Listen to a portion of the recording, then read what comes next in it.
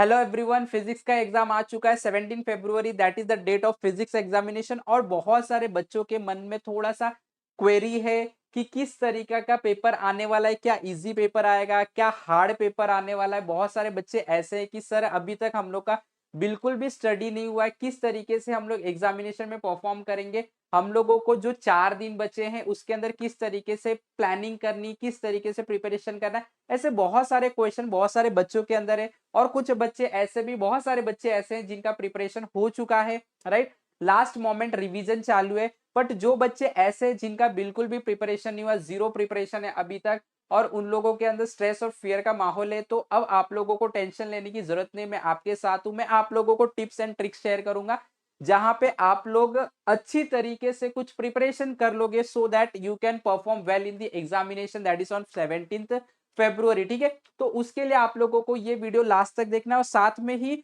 मैं 16 यानी कि एक दिन पहले कुछ क्वेश्चंस आप लोगों को दूंगा, 20 से 25 क्वेश्चंस दूंगा। उतने क्वेश्चन को तो आपको स्किप नहीं करना है, वो अच्छी तरीके से वो क्वेश्चन को आप लोगों को इंपॉर्टेंस देना है और वो क्वेश्चन सॉल्व करके जाना है। तो 20 से 25, सिर्फ 20 से 25 क्वेश्चन अगर आप सॉल्व करके जाते हो तो आप लोग बहुत अच्छा परफॉर्म कर सकते हो आपके फिजिक्स के एग्जामिनेशन में। ठीक है, तो हम ज्यादा टाइम वेस्ट नहीं करेंगे। जिन लोगों को ये सारी क्वेरी है वो लोगों को इस वीडियो को लास्ट तक देखना है और अच्छी तरीके से जो जो चीजें मैं बोल रहा हूं उसको नोट करो और वो चीज को आप लोगों को फॉलो करना है, so that you will be able to perform best in your physics examination. ठीक है, तो सबसे पहले let us try to understand कि आप लोगों का जो पेपर होता है, राइट, उसके अंदर सबसे पहले तो आप लोगों को एक चीज याद रखना है कि जो क्वेश्चन नंबर 1 है जिसके अंदर एमसीक्यू आते हैं, राइट, एमसीक्यू। तो ये एमसीक्यू, तो सबसे पहले मैं आप लोगों को कुछ क्वेश्चन बैंक दूंगा जिसके अंदर हर एक चैप्टर का एमसीक्यू है, राइट। वो एमसीक्यू आप अच्छे से प्रिपेयर कर लोगे तो आप लोगों का जो एमसीक्यू का क्वेश्चंस आते हैं वो क्वेश्चन आराम से आप सॉल्व कर सकते हैं। ठीक है, तो मैं आप लोगों को चैप्टर वाइज एमसीक्यू के क्वेश्चंस दूंगा, उसका पीडीएफ में डिस्क्रिप्शन में दे दूंगा, वहां से आप डाउनलोड कर लो। मेरे पास है सैंपल पेपर, सैंपल पेपर नहीं बोल सकते बट हमारे पास जो है क्वेश्चन बैंक है।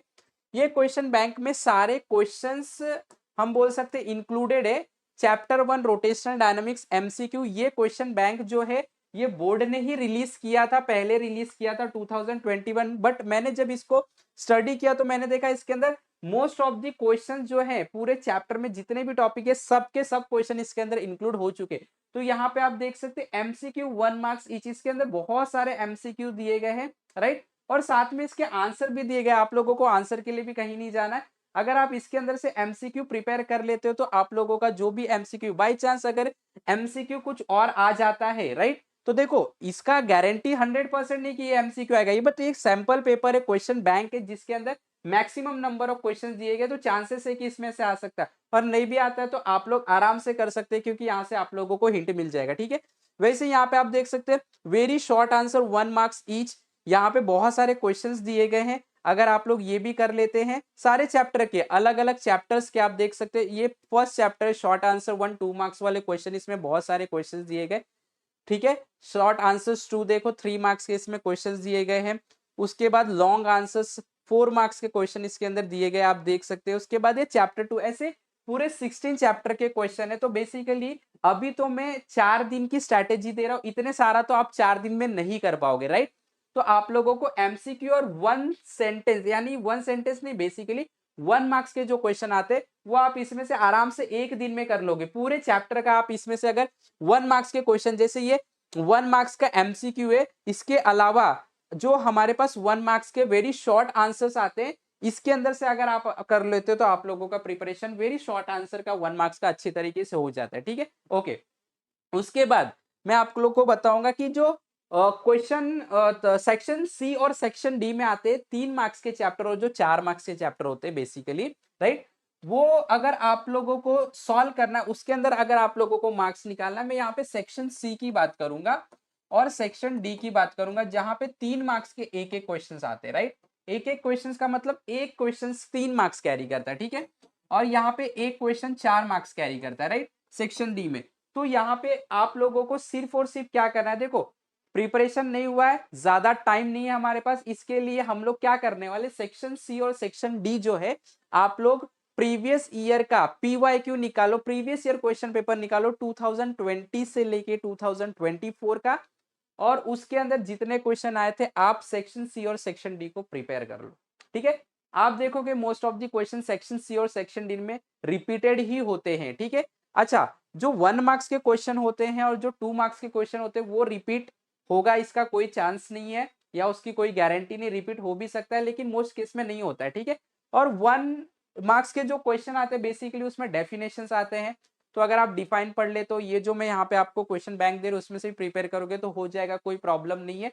लेकिन आप लोग अभी आपके पास ज्यादा टाइम नहीं है, सेक्शन सी और सेक्शन डी आप लोग 4 साल के क्वेश्चन पेपर में से अच्छी तरीके से प्रिपेयर कर लो। ठीक है, अगर इतना आप प्रिपेयर कर लेते हो सॉलिड आंसर लिख सकते हैं। ठीक है, क्योंकि क्वेश्चन रिपीट हुआ है मोस्ट ऑफ द टाइम, तो पूरे चांसेस है इस बार भी क्वेश्चन रिपीट होगा। ठीक है, तो यहां से आप लोगों को सेक्शन सी और सेक्शन डी के कुछ क्वेश्चन जो हैं वो प्रिपेयर हो जाएंगे, सो दैट आप लोगों का जो अभी स्ट्रेस भरा हुआ है दिमाग में कि हम लोगों का अभी तक कुछ नहीं प्रिपरेशन हुआ, हम लोग किस तरीके से करेंगे, तो वो स्ट्रेस आपका बहुत ज्यादा कम हो जाएगा।